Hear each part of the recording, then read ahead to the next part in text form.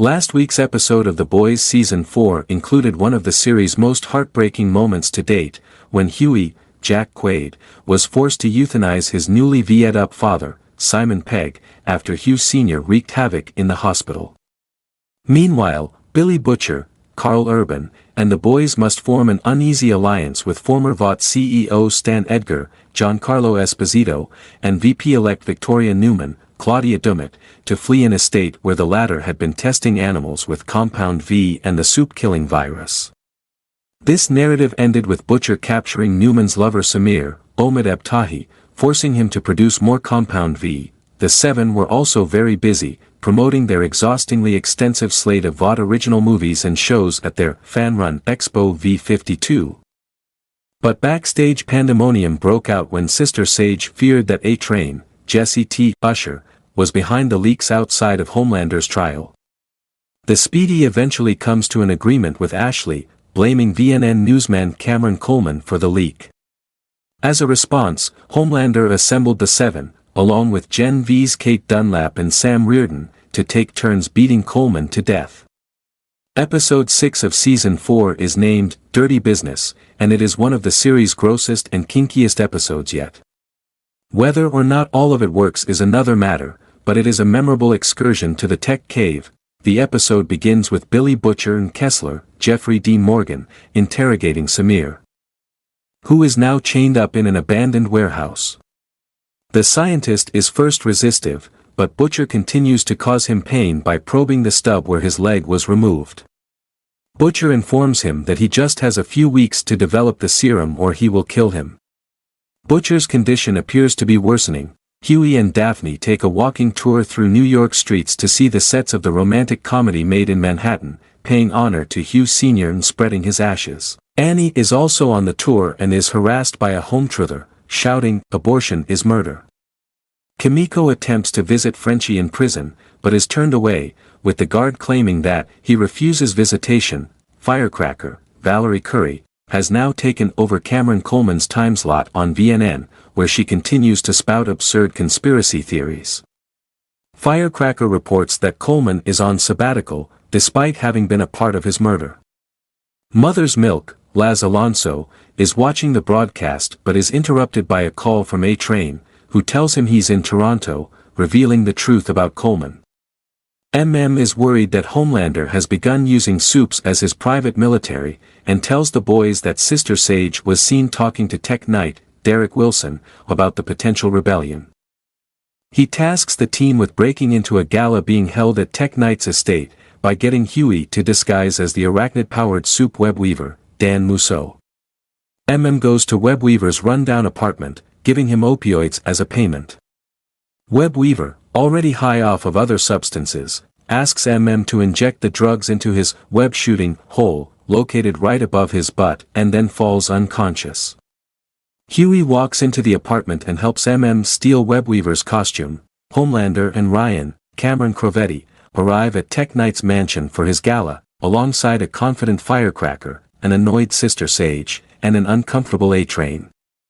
Speaker of the House Calhoun, David Andrews, approaches the father and son, expressing his excitement about the young Soup one day joining the Seven. Homelander is then approached by Tech Knight, who talks about a future team-up, but Homelander says that his and Sister Sage's rebellion is not a team-up. Huey puts on the Web Weaver costume in front of the boys and complains about this foul smell, which assures him will help throw Tech Knight off their scent. Huey walks into Tech Knight's mansion wearing the costume and is shocked to find the Seven in attendance. While planting bugs around the party, Huey is caught by Newman, who fails to recognize him. Tech Knight approaches the disguised Huey, also unable to recognize him, having also never previously met Web Weaver. Tech Knight talks about his excitement over hiring Web Weaver as his sidekick, much to Huey's confusion. Newman walks up to Homelander and Sister Sage, complaining about the gala. Homelander tells her that Sage will be hosting a sidebar at the gala, intoxicating the ultra-rich GOP donors into invoking the 25th Amendment. Once Sage leaves, Homelander implies that he suspects that Newman broke Edgar out of prison. Tech Knight invites Huey to visit the Tech Cave, which is hidden underneath his library, cutting off his contact with the boys. The tech cave is no Batcave, and, much to Huey's discomfort, is filled with BDSM paraphernalia. Tech Knight berates his butler, Elijah, Tyrone Benskin, for failing to clean the cave properly.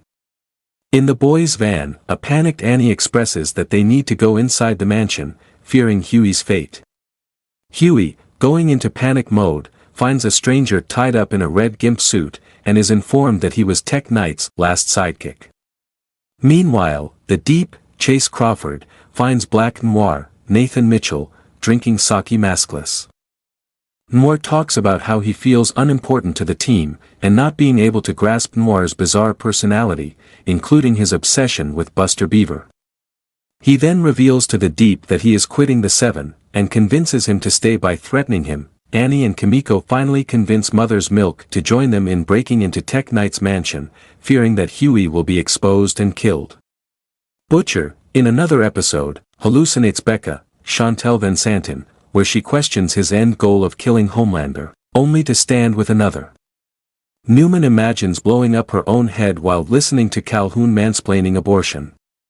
Expressing her growing frustration to Sage, the brainy Soup replies by telling her story from her youth, when she created a cure for her grandmother's cancer only to be laughed off by the establishment. Elijah and Tech Knight present Huey with a German chocolate cake, claiming that Webweaver enjoys the feeling the texture gives to his bare cheeks. Tech Knight chains himself up and forces Huey to sit on the cake with his bare butt and fart into it. Ashley arrives down the elevator, revealing that she is a part of Tech Knight's playtime before he offers Huey sandpaper to wipe his cake-smeared behind. Kessler continues to chide Butcher about Samir's resistance, before reflecting on his PTSD and saying that being a stay-at-home father wasn't his true self, the real version of himself likes inflicting pain. Tech Knight begins tickling Huey's feet with a feather while Ashley whips him and insults him. Tech Knight references that Webweaver has a safe word, which makes Huey shout out random words such as spiderweb and tarantula, in the hopes of getting it right.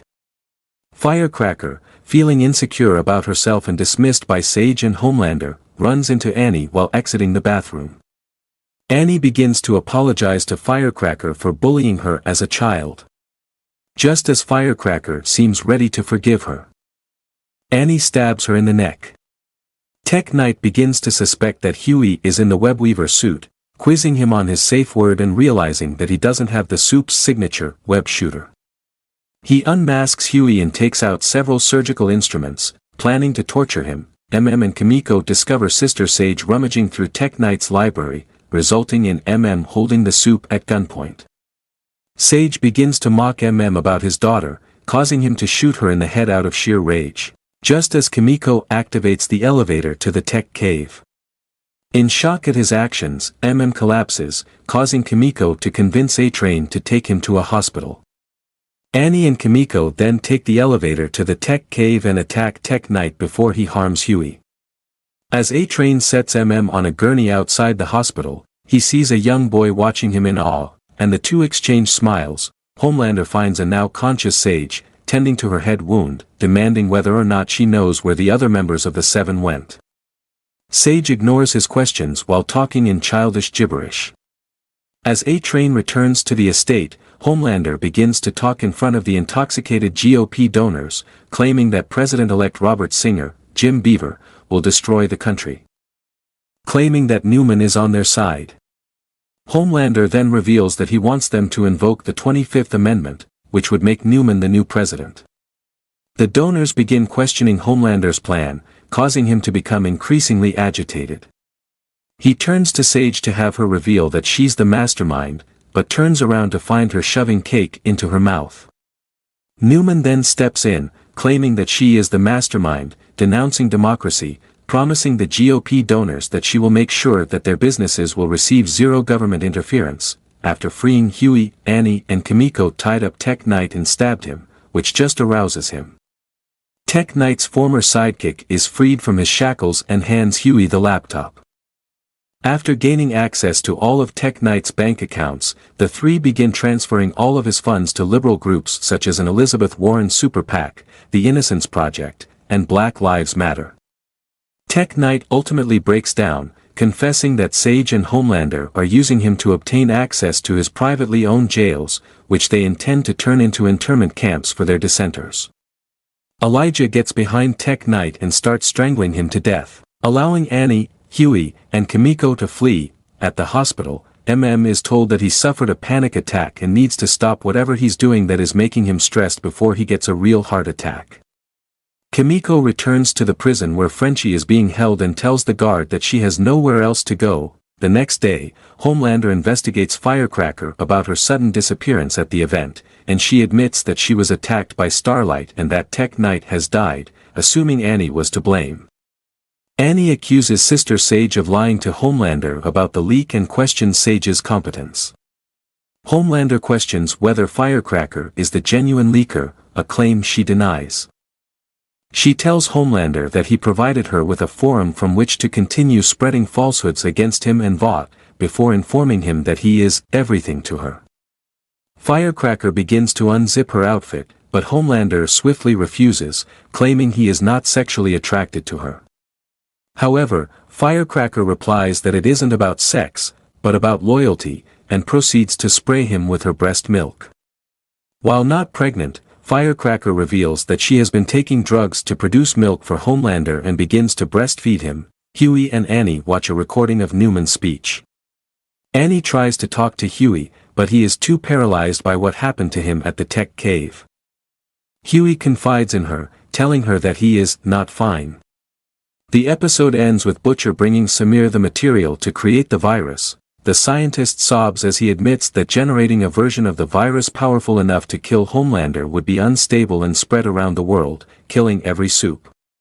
Butcher hears Becca say, Annie, Kimiko, Ryan.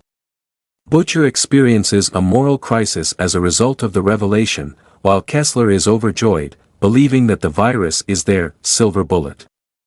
Becca begins arguing directly with Kessler, which confuses Butcher. Kessler then admits that he is also a figment of Butcher's imagination. While the previous 2 episodes offered some of the strongest storylines of the series yet, this week's episode felt like a pretty big step backward. While it's not truly terrible and offers some great scenes, including A-Train rescuing most of this episode relied almost entirely on shocking the audience with gross-out gags. Shock value isn't a new concept to the boys. It has become synonymous with the series, but this episode took things to a whole other level. The entire Tech Cave BDSM scene and MM's interactions with Webweaver felt like they were stretched out for far too long. Even the Season 3 episode, Harrigasm, showed restraint. Despite its grimness, The Boys is not entertaining, but this episode just pushed things way too far. The episode's political satire also felt odd, with references to real-life politicians like Elizabeth Warren and AOC being especially uncomfortable. Eric Kripke and Starr have done an excellent job of transforming Homelander into this universe's Donald Trump, but mentioning real-life politicians takes you entirely out of the story.